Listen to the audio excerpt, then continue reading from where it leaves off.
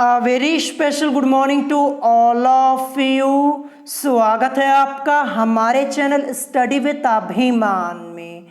आज मैं आप लोगों के लिए यूपी पॉलिटेक्निक एंट्रेंस एग्जाम 2021 से रिलेटेड एक मोस्ट इंपॉर्टेंट वीडियो लेकर आया हूं। तो आज की इस वीडियो में मैं आप लोगों को आपके एंट्रेंस एग्जाम से रिलेटेड कुछ मोस्ट इंपॉर्टेंट इंफॉर्मेशंस डिटेल में बताने वाला हूं। तो आज की वीडियो आप लोगों के लिए मोस्ट इंपॉर्टेंट होने वाली है। तो चलिए फिर सबसे पहले मैं आपको यह बता देता हूं कि आज की इस वीडियो में मैं आपको कौन कौन सी इंफॉर्मेशंस यहां पे डिटेल में बताने वाला हूं। तो जैसा कि आप लोग अपनी स्क्रीन के ऊपर देख पा रहे होंगे, तो सबसे पहले आज की इस वीडियो में मैं आपको यह बताऊंगा कि यूपी पॉलिटेक्निक एंट्रेंस एग्जाम 2021 कब तक हो सकता है। देखिए, यूपी पॉलिटेक्निक की ऑफिशियल वेबसाइट पर एक नोटिफिकेशन आया हुआ है जहां पे आपको बताया गया है कि आपका एंट्रेंस एग्जाम कब तक होगा। तो सबसे पहले आज की इस वीडियो में मैं आपको यही बताने वाला हूं। फिर उसके बाद मैं आपको यह बताऊंगा कि यूपी पॉलिटेक्निक एंट्रेंस एग्जाम 2021 के लिए टोटल कितने फॉर्म फिलअप हुए हैं। यह क्वेश्चन मुझसे बहुत सारे स्टूडेंट्स ने पूछा हुआ है कमेंट करके। तो आज की इस वीडियो में हम इस टॉपिक पर भी डिटेल में डिस्कशन करने वाले हैं।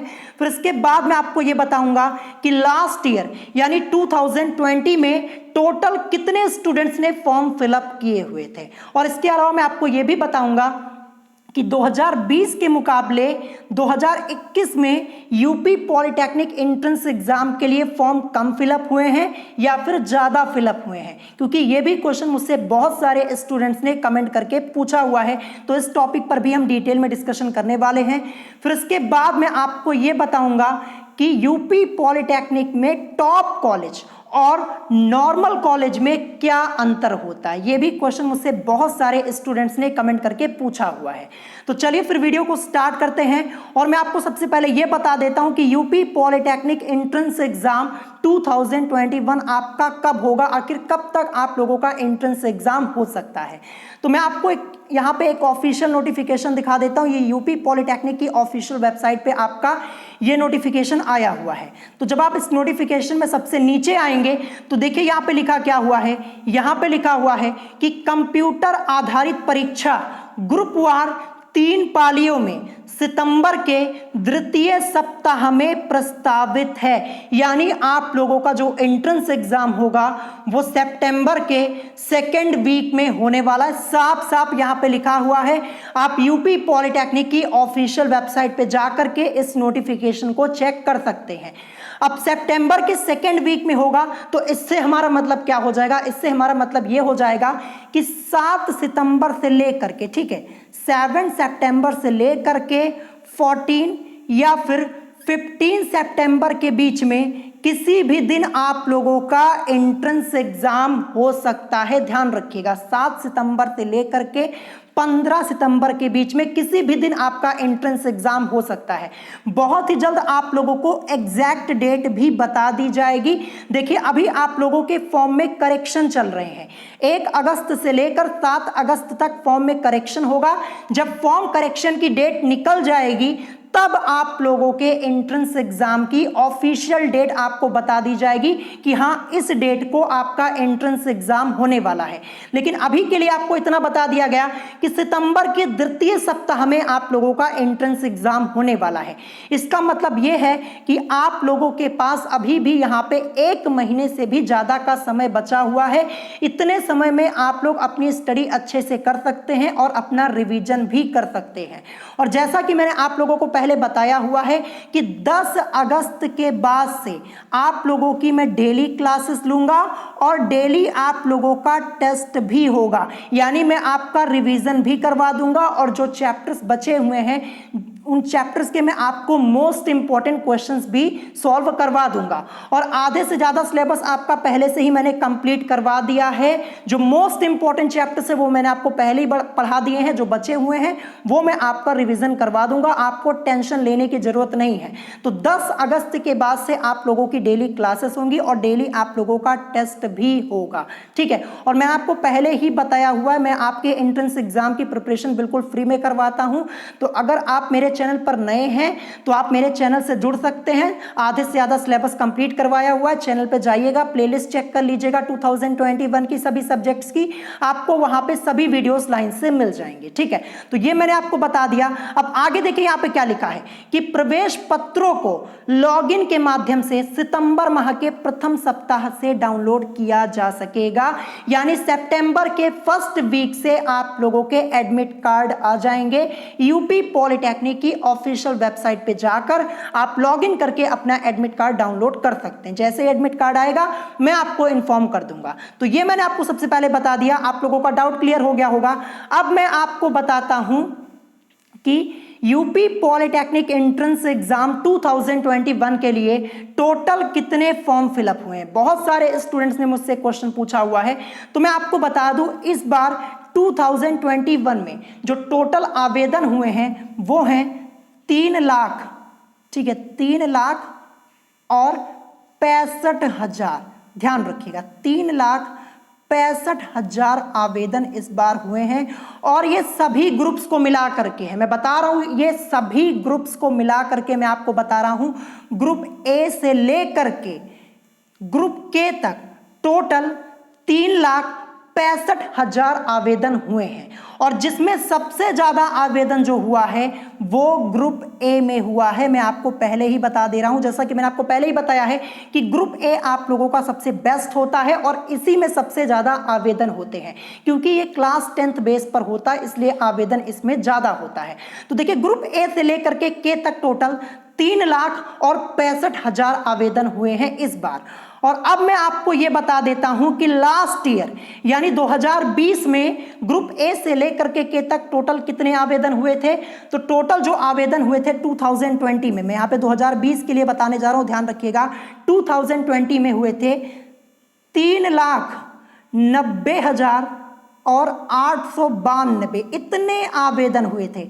यानी लास्ट ईयर जो आवेदन हुआ था वो ज्यादा हुआ था, 3,90,892 स्टूडेंट्स ने फॉर्म फिलअप किया हुआ था। लेकिन इस बार क्या है, 3,65,000 स्टूडेंट्स ने ही फॉर्म फिलअप किया है, यानी आवेदन कम हुआ है। कितने आवेदन कम हुए हैं, तो 25,892 आवेदन इस बार कम हुए हैं। कितने, 25,892 आवेदन इस बार कम हुए हैं, यानी इस बार आपका जो फॉर्म फिलअप हुआ है 2020 के मुकाबले वो कम हुआ है। मैंने आपको पहले ही बताया हुआ था, इसीलिए बार बार आप लोगों के एंट्रेंस एग्जाम के फॉर्म फिलअप की डेट को आगे बढ़ाया जा रहा था।